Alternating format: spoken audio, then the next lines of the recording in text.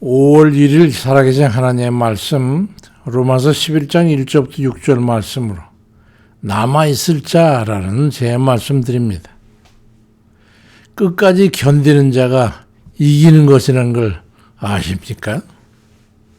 주님께서 그렇게 말씀하셨어요. 마태복음 24장 12절 이하에 불법이 성함으로 많은 사람이 사랑에 식어지리라. 그러나 끝까지 견디는 자는 구원을 얻을 거라고 말씀하셨습니다. 죄의 유혹을 끝까지 견디는 자가 구원을 얻을 것이다. 그런 말씀이죠. 강한 자라든가 또는 세력이 있는 자라든가 그런 능력이 있는 자라든가 힘이 있는 자가 그런 자들이 구원을 얻을 것이라든가 무슨 승리를 얻게 될 것이라든가 그렇게 말씀하지 않으셨어요. 강하고 능력을 행하는 자가 끝까지 살아남는 게 아니라 끝까지 살아남는 자가 가장 강한 것이라고 말씀하신 거죠. 골로새 1장 10절 이하에 주께 합당하게 행하여 범사에 기쁘시게 하고 모든 선한 일에 열매를 맺게 하시며 하나님을 아는 것에 자라게 하시고 그의 영광의 힘을 따라 모든 능력으로 능하게 하시며 기쁨으로 모든 견딘과 오래 참음에 이르게 하시고 그렇게 해서 우리로 하여금 빛 가운데서 성도의 기업의 부분을 얻게 합당하게 하신 아버지께 감사하라. 그렇게 말씀하고 있어요. 끝까지 무엇에서 남는 자를 말하는 겁니까? 죄악을 이기고 악한 영의 유혹을 이기고 믿음을 지키기 위해서 핍박과 고난을 이겨내는 견뎌내는 그런 자를 말합니다. 그렇게 해서 성도의 직분을 끝까지 책임을 다해 살아내는 거 그게 바로 남는 자예요. 미국의 유명한 그 특수부대 중에 IBC라고 하는 건 부대가 있는데요. 우리나라 말하면 특수 전단 707 이런 거에 해당되겠죠. UDT라든가. 근데 이 부대 해군의 그 특수부대인데 이 사람들이 훈련을 한데 이제 마지막 단계 훈련이 뭐냐면 사람 허벅지 정도 높이에 기관총을 쫙 설치해 놓고 그 밑으로 기어서 포복을 해가지고 목표 지점까지 가는 거예요. 가는 동안에 기관총을 똑같은 높이를 가지고 계속 쏴야 되는 거예요. 그러니까 그 밑에를 통과하지 못하면 기관총 맞아 죽는 거죠. 그 정한 시간이 되면 사람을 향해서 또 이제 가까이 쏘기 시작하는 거예요. 그 거리를 좁혀가는데 그 가는 동안에 무거운 배낭을 어깨에다 진 채 말이죠. 목표 지점까지 죽을 힘을 다해서 달려가게 하는 거예요. 만약에 달려가지 않고 중간에 서게 되면 총이 전전 총알이 가까이 오면서 맞아 죽는 거예요. 그러니까 최선을 다해 뛰지 않으면 총알이 점점 쫓아가지고 위험에 처하게 되니까 이게 마지막 훈련 때는 죽을 힘을 다해서 뛰어야 된다는 거예요. 우리도 끝까지 믿음만 해서 성도의 삶을 잘 살아냄으로써 구원의 반열에서는 그런 이들이 돼야 된다는 거죠.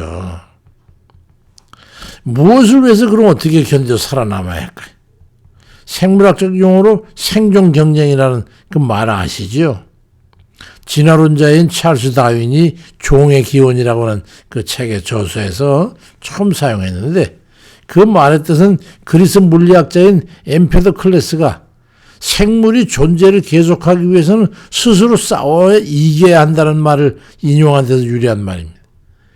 이 용어가 근데 우리의 신앙에 있어서도 동일하게 인용될 수가 있는 거예요.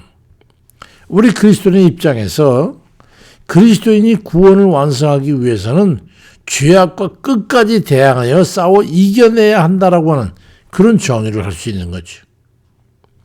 그것이 끝까지 견디어 남는 자 개념인 겁니다. 열왕기상 19장 1절부터 보니까 엘리야가 아방의 왕후인 이세벨에 의해 가지고 죽음의 위협을 받자 도망을 쳐가지고 호렙산에 이르는데 거기서 이제 엎드려 가지고 하나님 나 죽여주세요. 이제 나 혼자 막 그렇게 기도하고 있으니까 하나님께서 오셔가지고 열왕기상 19장 9절 이해 보니까 네가 어찌해서 여기 있느냐? 그러니까 그가 대답하되 내가 만군의 하나님 여호와께 특심입니다. 열심히 특심입니다. 제가. 그래서 저들이 내 생명을 빼앗으려고 합니다. 저 혼자만 남았습니다. 그 대답을 하니까 열왕기상 19장 18절에 그러나 내가 이스라엘 가운데 너 같은 자 7,000명을 내가 남겨놨어. 다 바알에게 무릎을 꿇지 아니하고 바알에게 입맞추지 아니한 자라고 하는 그런 말씀을 하고 있는데 그 말씀을 인용해가지고 사도 바울이 이제 그때 당시에 맞게 말씀한 거예요. 로마서 11장 4절 5절 보니까 주께서 내가 나를 위해서 바알에게 무릎을 꿇지 않은 사람 7,000명을 남겨두었다고 한 것처럼 지금도 은혜로 택하심을 따라 남은 자가 있다라고 사도 바울에게 말씀한 거예요. 어떤 자를 남은 자라고 지칭했을까요? 그만큼 우리가 세상과 죄악과 육신의 소욕과 끝까지 지지 않고 견뎌 이기고 살아남아 구원에 이르기가 어렵다는 걸 말씀하고 있는 거지요. 죄와 싸워서 이겨내고 성도로서 살아남기가 그만큼 어렵다는 거예요. 천국 가기가 그렇게 어렵다는 거지요. 로마서 7장 23절에 보니까 내 지체 속에서 한 다른 법이 내 마음의 법과 싸워 내 지체 속에 있는 죄의 법으로 나를 사로잡아오는 걸 보는도다. 오라 나는 공고한 사람이로다. 이 사망의 문에서 누가 나를 건져내랴 말씀하는 거야. 참 천국가 이렇게 어렵구나. 그만큼 죄와 싸워 이겨내기가 이렇게 어렵다. 이걸 말씀하는 거예요. 의를 행하며 살아남기가 정말 쉽지 않단 말이죠. 그렇지만 어찌하든지 우리는 죄악의 유혹과 협박과 회유를 이기고 남는 자가 되어야 합니다. 그럼 어찌해야 하는 것입니까? 예수 그리스도를 꼭 의지해야 합니다. 굳건하게 의지합니다. 그분에게 도움을 구해야 돼요. 그래서 믿음으로 의지로 굳건히 서야 되는 겁니다. 요한계시록 3장 21절에 보니까 이기는 그에게는 내가 내 보좌에 함께 앉게 하여 주기를 내가 이기고 아버지 보좌에 함께 앉은 것과 같이 하리라고 주님께서 말씀하고 있어.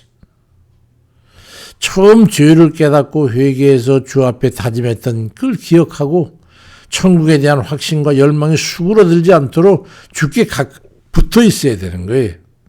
잠시도 주님과 틈바구니가 생기지 않도록 말이죠.